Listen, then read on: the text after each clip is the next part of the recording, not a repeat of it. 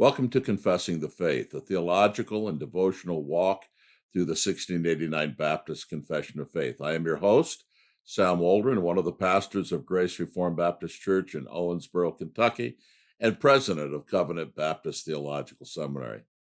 Today, we're going to be considering the subject of the necessity of Scripture. I've called this talk The Necessity of Scripture Grounded, or its foundation or ground. Last time we saw that the framers of the confession begin by adding a sentence which is not in the Westminster, but affirms our need of Scripture as the only sufficient, certain, and infallible fountain of saving knowledge. The next words of the 1689 are the words of the Westminster, however, that confession which is the grandmother of the 1689. And these are the words with which the Westminster begins. Here's what they say.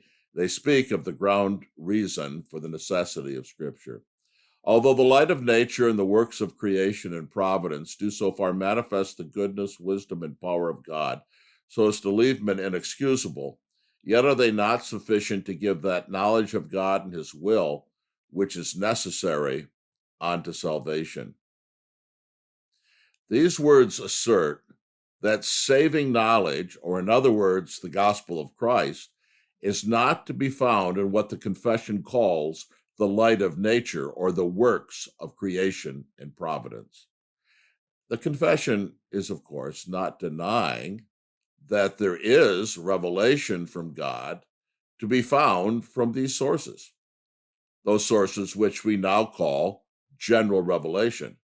No, in fact, it's saying exactly the opposite. There is such revelation given to men through general revelation, and it leaves men without excuse for their sins.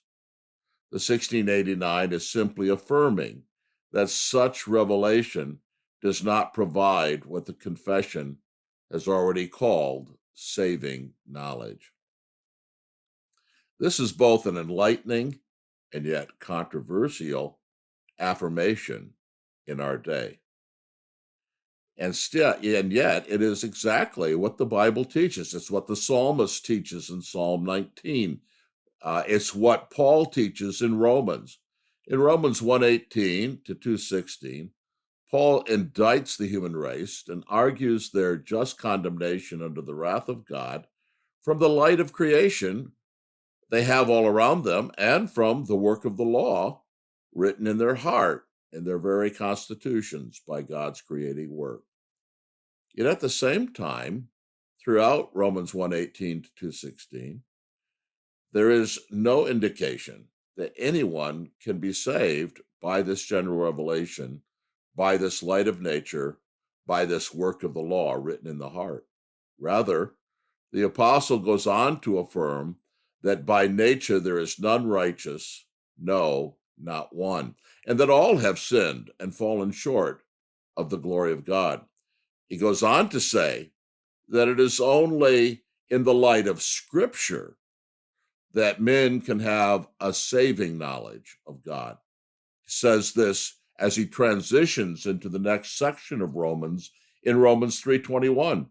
But now, apart from the law, the righteousness of God has been manifested, being witnessed by the law and the prophets. It was not witnessed by the light of nature. It was not witnessed by creation. It was not witnessed by the work of the law written in the heart, but it is witnessed by the law and the prophets, that is to say, the Old Testament scripture. Romans 10 goes on to say that a knowledge of this gospel can only be attained by special revelation. Romans 10:14 to 17. How then will they call on him in whom they have not believed? How will they believe in him whom they have not heard? And how will they hear without a preacher? So faith comes from hearing, and hearing by the word of Christ. Clearly, this is a hard saying for many people today, and even to many contemporary professing Christians. Men, the confession asserts, have enough light to damn themselves, but not enough light to be saved. Does this seem fair to you? Yes, this does not seem fair to us. We must, however, remember that salvation is not by fair, but by grace. Damnation is fair because men do not live up to the light they have. This, however, does not mean that God owes them salvation. No, their sin means exactly that God does not owe them salvation. It is exactly the reverse of the way men think. Is there a stern God-centeredness in this? Yes, there is. Confession takes the side of God and looks at things from his perspective. Is this human reason? No. There is a strict adherence to Scripture in this. Yes, a strict adherence to Scripture is what is found here. Human ideas of fairness are excluded, they do not come into play. The assertion of Scripture is the only thing that matters. Yes, there is the doctrine of the exclusivity of the gospel in this. Have you heard of the doctrine of the exclusivity of the gospel? It's been taught by many fine men in our day in those terms.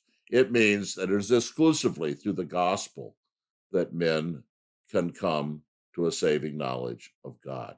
It is only through believing in the name of Christ that anyone can be saved. And yes, there's a firm foundation in this for Christian evangelism and missions. If we think that men can be saved without the gospel, what does this do to Christian evangelism and missions? But you see, the confession teaches, and this is the firm foundation for Christian evangelism and missions, that men will not be saved by living up to the light they have, nor that will they be saved by sincerely adhering to their non-Christian religions. They will only be saved by hearing and believing the gospel of Christ. And that gospel is not revealed in nature, but only in the sufficient, certain, and infallible rule of Scripture.